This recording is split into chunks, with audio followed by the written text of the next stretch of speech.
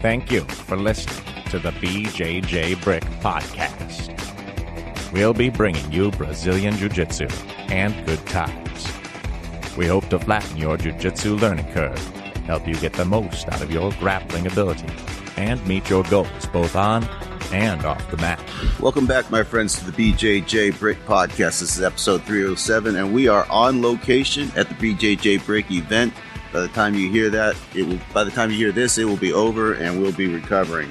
Welcome to the podcast. Recovering is the key word, Joe. Well, yep, and this is a rare second recording when we're all together. Yeah, that's true. It's only the second time we've ever been together and all recording at the same time. And even though Byron and I live in the same city, we haven't recorded together. It's easier to record over over Skype. Waves, so. Yeah. But this topic episode, we're going to be talking about just the jiu-jitsu journey and talking, we don't have a ton of time for this episode. This is a crazy busy weekend, having a great time so far at the camp. But want to get things rolling off. Let's kill the little bit of housekeeping.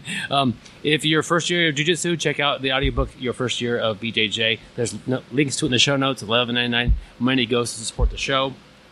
I've got a off the mat lesson. I got put to jury duty, or summons to jury duty. Lucky. And I was like, okay, this is going to be the first time that we don't do a podcast a certain week, because it was just not going to happen because it's just so time consuming. But I was able to not be selected. How'd you manage that? They pick a lot of. It was for a murder case, so they picked like 48 and they whittled down to 13. But anyway, when it was starting, the judge came out and he gave like a little 10-minute speech to all the potential jurors and told them what to expect. And the room went from like very confused to very like understanding and organized.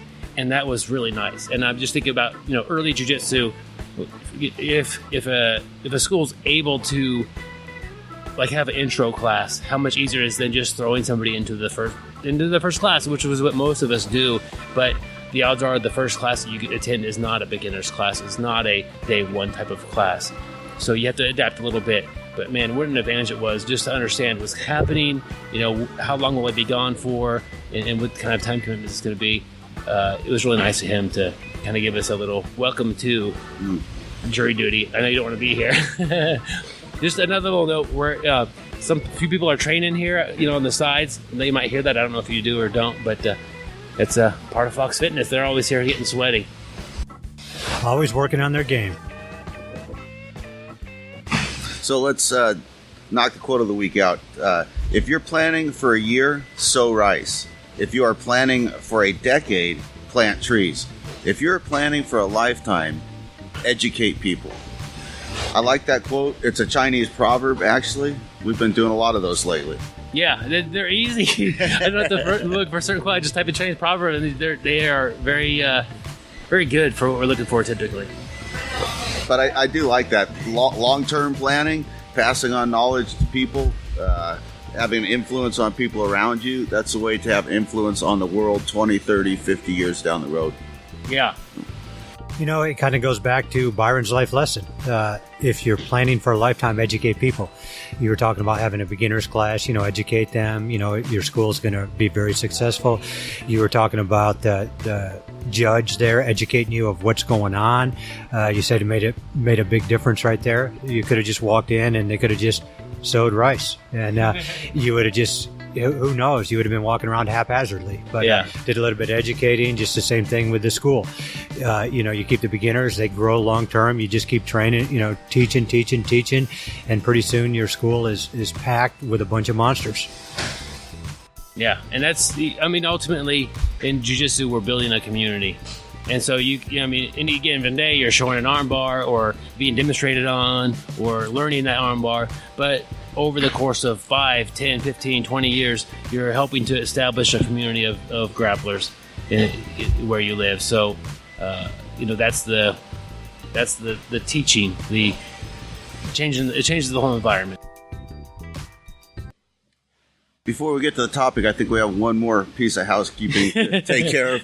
And it goes with this topic. The topic is sort of the jiu-jitsu journey. And yesterday, Gary Hall was awarded his black belt. Well deserved. As you know, if you listen to the show, he's one guy that could care less about the color of his belt. He's about the journey. He's about helping other people.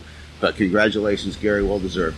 Thank you. It means a lot there, Joe. It's been a long journey, 17 years. And, it goes back to we're planning for a lifetime.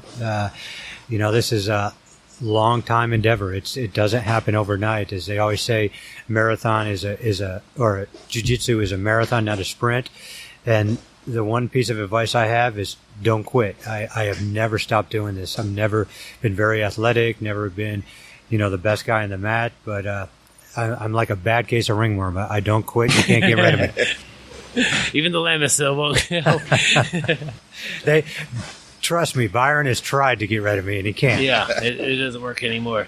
But it was at the event in the middle of the day, right after the gi session, and we had kind of planned to do some announcements.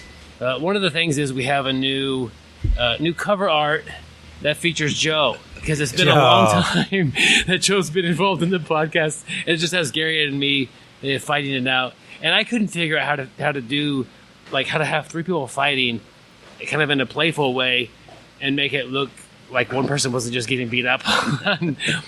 But hey, isn't that normally what happens to me? You guys gang up on me every podcast? Yeah. I got in contact with Camille Paints, and she worked with me and did a great job. Thank you, Camille. And so now Joe's involved, and it's the cover art. Hopefully I've got it up online by now. If not, it'll be up next week. And so kind of the thing on that, the first thing Joe goes, I look like Bobby from TV. We got old Bobby Hill right here. And so I'm having to send Camille these different pictures I sent her a picture of the three of us from last year. And she's like, do you have more? I'm like, okay. So I go to your guys' Facebook page, start pulling on pictures. Well, Bobby Hill does live in Texas. Yeah, yeah. I mean... Which is from Texas. That's right. I don't know if you had a beard last year. Did you have a beard last year? Oh, man, I'd have to think about it. Yeah, I don't think there was in the pictures I sent her. Yeah, Joe's just trying to get away from the Bobby Hill look because Bobby's just in grade school or middle school. But also, if you look at the new artwork, Gary's belt color is black. And so we kind of had to update. That's kind of what I was trying to say to him up there. Like, Gary, this doesn't match what you're wearing now, so... I still didn't get it. Although you spotted, I think, your daughter. Yes. And there's a crowd of people kind of facing us as I'm showing the logo and that sort of thing. And Gary's like, what's going on here? That's when I realized. But, honored to be the one to tie it on your belt. I'm not your coach. I'm not your whatever. We're training partners. But you're, as far as somebody who's at the black belt level, absolutely you are. I see it in you every time I see you teach. I see you when we roll together. I see high level jiu-jitsu, and you're always a great person as well. I called my coach Andre Montero. I was like, can I give a black belt to somebody?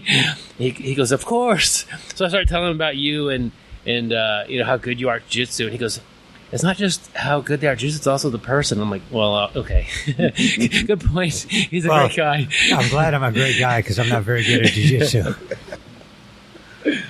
So that's kind of how that went down, Gary. But honored to be there, and we got a few of your buddies involved. And I guess if this video thing works out, because we don't usually do video podcasts or video thing, but look on YouTube and the video will be up there.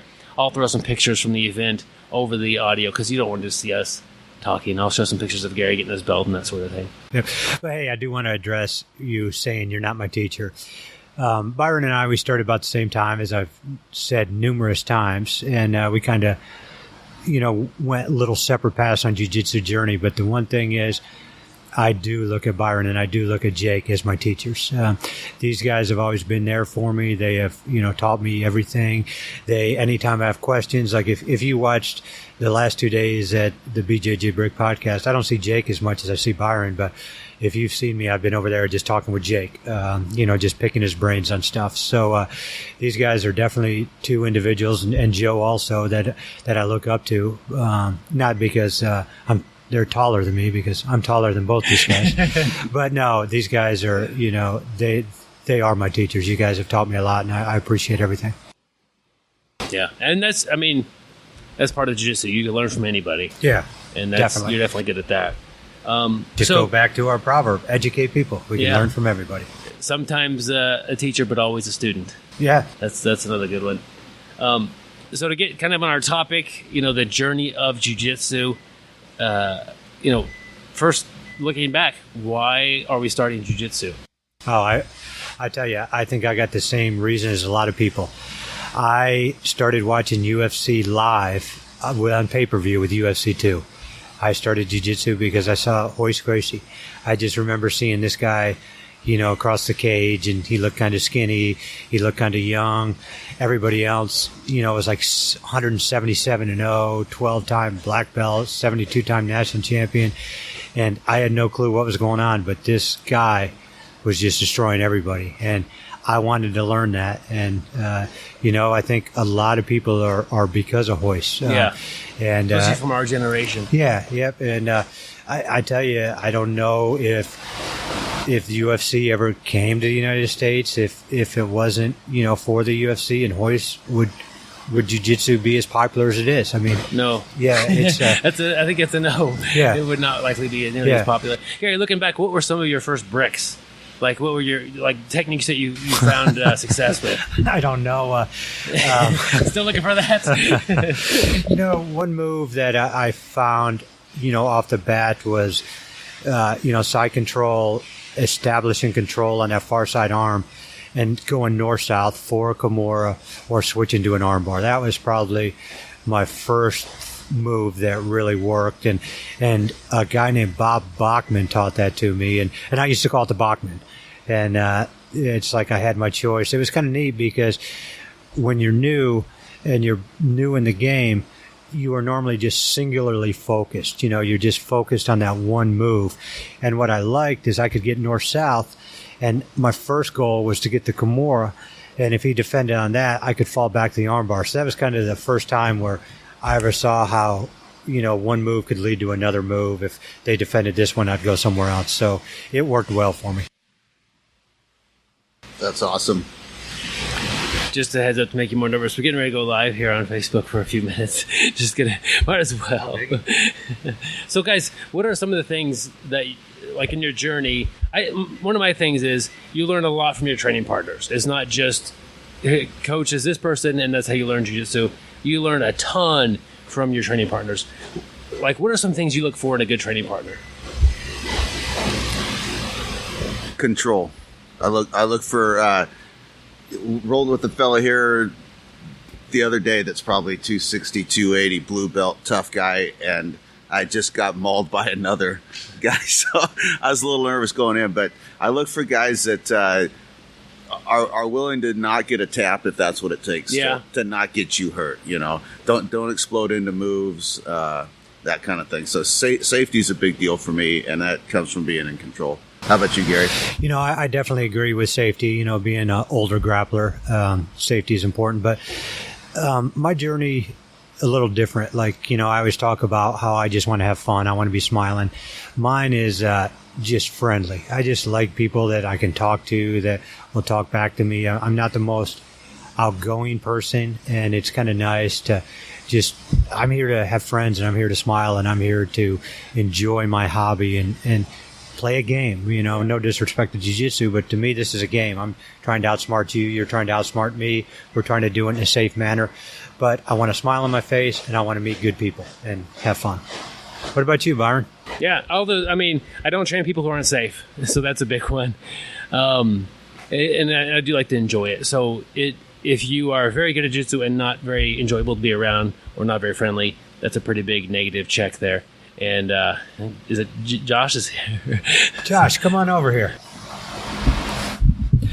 Well, I was talking about, what I look for in a training partner, and I was looking for people who are friendly. This is Josh. Josh would, email us back and forth, back from the podcast. And me and Josh have only met once before today. And we just hit it up. And Josh, what we were talking about before you got here, they were asking me what I look for a training partner. And Joe said safety and control. I said friends. And it was so funny because I look back and Josh is the first person to show up. And I tell you, just talking with Josh yesterday, like we became buddies, like instant click, and that's what I look for. And awesome. Yeah, what I like about jiu-jitsu. I mean, it seems like everybody comes together and everybody can be friends, go out and be a beast on the mat, and then sit back and laugh about it and talk about it and learn from it. So that's what I like. Had a good weekend so far? Awesome. I'm exhausted, but we had an amazing weekend for sure. Learned from some amazing people. So it's been great. Awesome. It's been good to have you, man. Yeah. Thanks. And, just one cool thing, we talk about our goal always has been to grow jiu-jitsu. That's really what we want. We want jiu-jitsu to just become to more people. And Josh lives in kind of a less populated area in Kansas. In Kansas, we're not the most populous state. Wichita is our biggest city, and people from big cities would come to Wichita and say, man, this is a small city.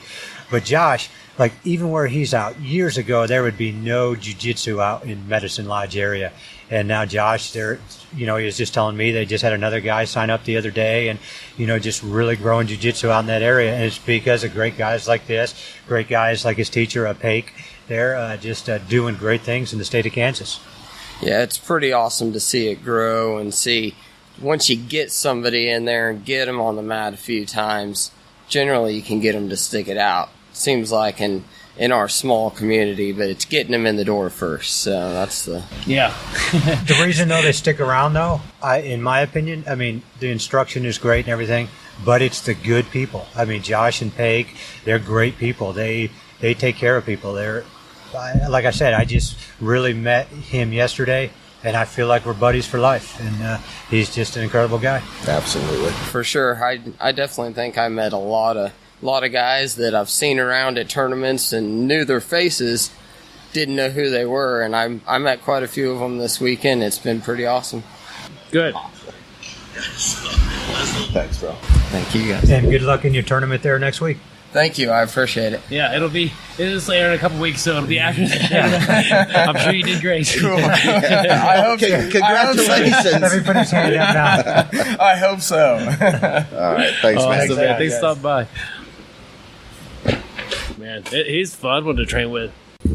Yeah, and it's funny when we were talking about that because as we were talking about friendly, Josh was like the first name that, just from what's happened this weekend that popped into my head. Yeah. And then I turned around and there he is. And I was like, I'm inviting him over. Yeah. And if you watch the video that goes with this episode, you'll see he's wearing a tap out cancer. He's a survivor and he's got a great story. So, yeah it's good to have him here this Honored weekend. to share the mats with him. Yep. So we talked a little bit about how our games have changed. I think looking at my game started as a... Should we 4 more minutes and it cuts off? Talk about the evolution. Yeah, I'm going to reset the camera. Okay. See, this is, you don't get to see this when we're cutting everything out, but live, we got a little camera click, and Byron put me in charge of it because he knows I'm the smartest guy of this group, which is not saying very much. So, all right, we're back in action. Yeah, I think we all got hit in the head a little too many times with bricks.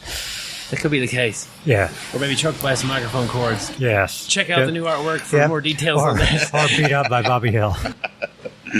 Yeah, a little oxygen deprivation. But our games, if you look at how your training has gone, I definitely started as a guard player, up all the way through purple belt, started learning to pass that brown belt, and now I do enjoy the top game more. And now as a black belt, my focus, and you'll see it today during the seminar, is going to be attaining dominant positions. So not just top, I want mount or I want back. And that's what where I'm going. So, my guard is going to be used to get a dominant position, which is back or mount. I play a lot of side control. I think I need to throw that out. I think I need to get to these stronger positions and work from there. Yeah. How have your guys' games changed over the years? Well, I'm at purple belt. I'm probably where you were when you were purple belt. I still play a lot of guard, and I think what I do is I try to get to the first position that I can be comfortable in. And I agree, Byron, you need to start getting to the most dominant position. So, yeah, we're looking at the gi patches, Byron. That's a distraction mid-sentence. Talk about some focus on our... I don't know about you looking like Bobby Hill. I think it's more like curly.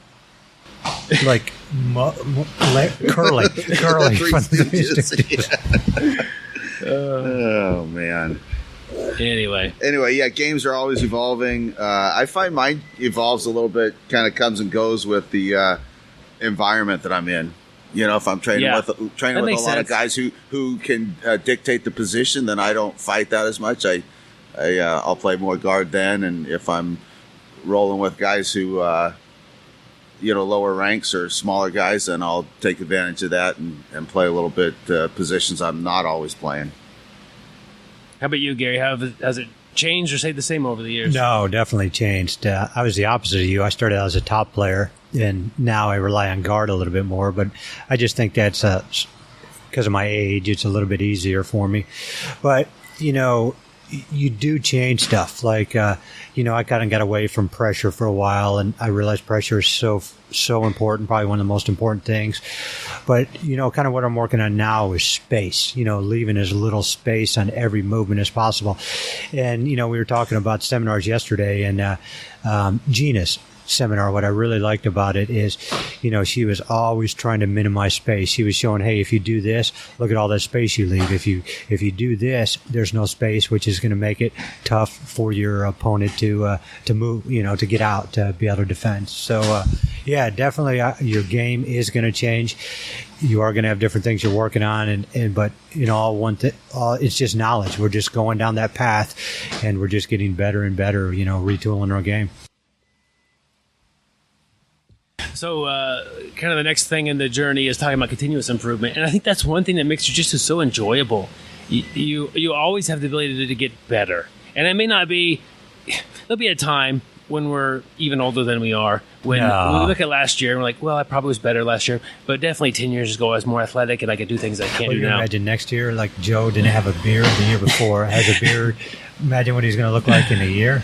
Abe Lincoln. All you need is a top hat. I'll never be that good looking. Yeah, but he is good with the axe and has cut down numerous cherry trees. Okay, Abe Lincoln. Was the axe thing with George Washington, Gary? Oh, sorry. Well, I was talking earlier about, we've been hitting the head too many times with bricks. We're not the smartest guys around. But I think one of the really enjoyable things about jiu-jitsu is we could always get better at some aspect at least. So as I'm looking to get better at, back attacks and mount attacks and getting to those positions, some things might degrade a little bit, but over time, just find a niche and work on that. And even if you feel like, so for most of our journey, we are getting better. We're actually performing better. I think we always say that the person we were 3 years ago would get beat up pretty handily by who we are today. But just kind of to brace yourselves for the day that's not the reality. But you could still improve at jiu-jitsu because your it's mind a technique gets sharper, based. your technique gets sharper, and it's just going to happen. It's a learning process. Where do you guys anticipate your guys' games going in the future? Oh, to the retirement purple home. Figuring out a way to use them wheelchairs and walkers. Yeah. I have slowed down a lot here in the last few years. I need to be, I need to work on, technique. I need to work on no space. As my physical attributes decline, I have to be better. My mind gets sharper, spend more time helping newer people. And as you're doing that, you are getting better at jiu-jitsu. Your mind has to think a little bit differently. And when your mind is in there and your mind knows how to do it, and you have to communicate with your mind in speech, once I get on the mat, it just clicks. And that's my goal, is just to be tighter in everything I do. And it'll make up for, being a little bit slower, stuff of that sort. What about you guys? Gary, actually, we want to talk to you about that. Your mind is not getting sharper. Actually, I noticed when I need to said get your that. keys from you. Yeah. I noticed when I said that, both of you guys had a smirk on your face. So I kept talking a little bit longer, hoping that by the time I finished talking, you'd forget about bashing me. I'm not sure where my game goes. I really am interested in back control and developing a better mount game, but sometimes you set on one thing and then you get distracted and look at the squirrel over there and you go chase that. I think I know where your game's going with what you talked about, Joe, a couple of weeks ago, is, always fight for that dominant position. Yeah. I think that's where your game is going. Yeah, so I'm the same. I'm starting to work towards the back and trying to work left-handed as much as I can. You know, Wow. well, when you get older, you got to look for ways to help you keep up. And so if you can play to your opponent's weak side all the time, so That's good. So I'm playing with that a little bit. Cool. Yeah, Joe was kind of mad yesterday when he found out I was left-handed. Son of a gun. But so we all have our own journeys, and that's and really jiu-jitsu is an individual thing. You might you get handed a blue belt and think, I really can't hang with these other blue belts very well, but your coach sees the version of you as a blue belt, and so that's where that's you as a blue belt. And I'm not trying to discourage anybody's blue belt activities, but I mean we're all our own level, and you might take somebody who's super athletic as a brown belt and not give them the black belt until they're ready to compete at that level, and they're already tapping out black belts every day. I mean, there's just the version of you as that brown belt is very competitive and athletic, but you're not quite, until you haven't passed the you as a brown belt level. And we see that sometimes, especially at that level, because like this guy should be a black belt. Well, that's him as a brown belt, and he's got X amount of years on the mat, and his coach feels that's right, but. I don't know. We see that. Not all belt level, not all people at each belt level are all the same. So, don't be frustrated with your journey. Just like Gary, just keep going, and try to get a little bit better as you go. Yep, just keep going. Don't stop. The earth is flat until you get to the edge and fall off. Just keep going. Okay, we got one flat earther on the show, possibly two. Joe? Joe's looking at me sideways like he's ready to hit me. Well, I'm just thinking the earth doesn't quit being flat just because you fell off the edge. Well, yeah. Okay, there you go. All right. Well, Joe, being a mariner by trade, he's, probably sailed to the edge of the earth numerous times. Yeah, it's hard getting back, man. Turn around. Is there a sign over there that says "Turn around, don't drown" or fall? Anyway. But that's why Joe. He is a safety coordinator, and he has a whole bunch of parachutes. So when they do go over the edge, yeah, don't know where you'll end up at. You'll land softly into hot lava. But just think about. This as they say as the journey, and no one day, no one tournament, no week or month is make or break. They're all, you can look back and you can say I learned from that, and if you have that attitude, I think you'll be doing jiu-jitsu for a long time if you can, and also find enjoyment in it. So this is kind of nice being all in the same room. It's definitely a little different. Yeah, and you notice how I got put on the other side of the table, as usual. Joe was the kind of the referee. Yep, they kicked me out of here. What's our article of the week? We actually have it printed in one copy. I don't know why I only printed one. Here you go, Byron. Bring us in. BJJ Canvas they have an article called "Giving Perspective on Both Sides of the Equation," and it's just kind of a way that this person is, and I wish I saw the name of it on here, who wrote it, but Kenneth Brown, it looks like, is just talking about teaching jiu-jitsu. And so you would, and his example was with guard passing or dealing with somebody's guard. You don't want to put your hand on the ground, and you don't want to, what was the other one? Cross collar grip. You want to deal with the cross collar grip. Yeah. You can't ignore that. And you can say that, and then you show the pass, but kind of just show what happens if you do these things. And because we all, when we learn techniques, we get a little sometimes, starry-eyed, like, this is great, and this is going to be amazing. But really, you have somebody who's fighting against you. And if you are opening yourself up for certain things while you're doing these, the whole thing falls apart pretty quickly in jiu-jitsu. It's a pretty tough thing to actually pull off a sweep or to pull off a submission. It's really, the person is doing their best to avoid that. So, if you don't deal with a cross-collar choke or cross-collar grip, you might get choked. That might set up their sweep. If you're planting your hand on the ground, you're likely to get kimura or swept that way. There's a few different things that could happen, but just a kind of a different way of teaching things and just a different way of looking at techniques. I could say grab here and grab here, but if I didn't explain why I need to not have them grabbing my collar, that might get ignored, and it's, as they do technique, it's going to fall apart pretty quick. So I thought that was just an interesting concept of teaching. Yeah, one thing I like about this type of teaching style is it, brings into the equation like reverse engineering, and I think that's just the great reason to study different guards that maybe you're not interested in playing, but you take the private lesson, you take the seminar, whatever, and when they're saying, I need to have this hook, I need to have this grip, that when you reverse engineer it, if you're the one in that guard and you're trying to defeat it, those are your first priorities. So I like this. When you're teaching someone to play closed guard, you teach them you got to get the cross collar grip, you got to get your opponent to get your hand on the mat, and then if you're not wanting to get swept, you're not wanting to get choked, those are the first things you need to worry about when you're in your opponent's guard. Yeah. We'll put a link to the article in the show notes there. Quick mention of our Patreon. This will be a little bit shorter of episode to mention that is because we'll have people funneling in for the seminar here in a little bit. And I see the parking lot having people coming in. So that's good. People are here. Father's Day weekend, it's impressive. People come in on Father's Day Sunday. But Patreon supporters. Everybody out there who's already Patreon supporter, there's about 30-ish of you guys. Really appreciate you supporting us on the podcast. What you have already is the BjjBrick gi patch, and I've mailed you out a sticker as well. What you don't have is our new gi patch. If you're watching the video, you'll be able to see it there. And if not, check the website, and I'll put it up there. But I want... Okay, so people who are signing up for Patreon, I'll send out both the old, we'll call it Legacy gi patch. The Legacy. And then the current gi patch. So I'll throw two in the envelope. I don't perceive that giving problems with the postage. I don't really know much about how the mail, if it's too wide of an envelope or not, but we'll deal with that.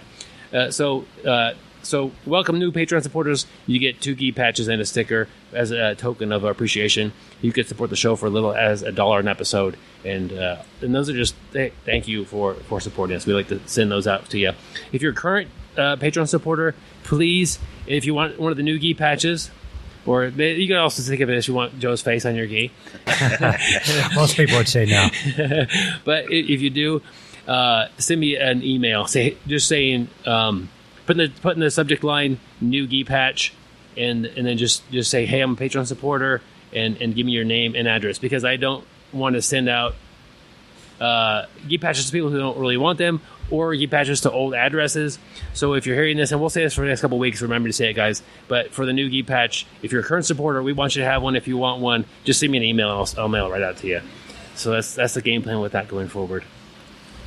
So pretty simple. You guys don't do anything on that. So we'll support you, Byron. So just quick, next week we have Adam Wheeler, Olympic medalist in wrestling. We've had him on a couple times before, or once before or twice. Maybe twice. I think twice. Yeah. But just an incredible guest to he share just knowledge. Recently wrote a book, and I saw that. I'm like, hey, you want to get back on and talk about your book? He says, sure, real nice guy. And so that's going to be next week. It's not all book conversation, but and also talk about jiu-jitsu. Yeah. Yep. So, talk about jiu-jitsu and buy his book. Check it out. Yep. And I've got it, and I have a week to read it so I can talk about it before the episode is recorded. So Byron's going to be busy. Yeah, so looking forward to that as well. So I'll learn something. Do you have the audio book? Because I didn't think you knew how to read. I'm going to have somebody read it to me. But, any closing thoughts or remarks before we wrap this thing up, guys? Just an incredible camp as we had last year. It's great to have Joe here. It's cool to see Joe and get beat up by him and learn from him. So, that's my biggest thing is just to see Joe again. Yeah, and I can't say enough how much I appreciate y'all's hospitality, Jake Fox and his generosity and hospitality, and the Patreon supporters. And y'all have helped make this happen, too, so thanks, and had a good time. Yeah, this is... wouldn't be happening if we didn't have a listener base that cared about us. So. Yeah, our Patreon supporters are huge for us. It's always neat when you're online and you're in some kind of martial arts forum and somebody's asked, hey, what's a good jiu-jitsu podcast? And you see somebody throw our name out there. It's we don't even know most of the time. Yeah, it's pretty neat. It's one thing for my mom to say that, but she doesn't hang out on those forums very much. Normally I get those when I go to the Good Housekeeping forum. I see that. What's a good podcast? So this is my son's. But this So are you saying we got a lot of people listening to us that don't do jiu-jitsu at all? I don't know. I hope most of them are training. But, you don't have to be a Patreon supporter to be one of our big fans. We just like you listening. Yeah. And if you're able to support, that's great. Yeah. If you do jiu-jitsu, you probably have a lot of friends who do it also. So, let people know about the podcast. Our goal is to grow jiu-jitsu. The more people that listen to our podcast, maybe the more people we can get on the mat. And that's what we want. Mm-hmm. That's right. I haven't seen you do that since we had pancakes last time. But this has been a very motivating weekend for me. Just seeing people that are listeners, talking with them, getting mat time with them. It's I'm motivated by a lot of different things, but just getting some face-to-face time with some people out there that are listening to us every week, or sometimes every other week, depends how good we are, what we deserve. But it's we're motivated by a few things, and definitely just if you can't make it in, an email or a message on Facebook, hey, enjoy the show, guys. That always sits well with us and makes us feel good about what we're doing. So we're about to get sweaty, so stay sweaty, my friends, and don't forget to shower. I promise I won't next time. Train hard, train smart, get better, guys. We'll see you on the mats. Thank you for listening. I hope you find the time today to roll. After all, the best way to get better at Brazilian Jiu-Jitsu is to do Brazilian Jiu-Jitsu.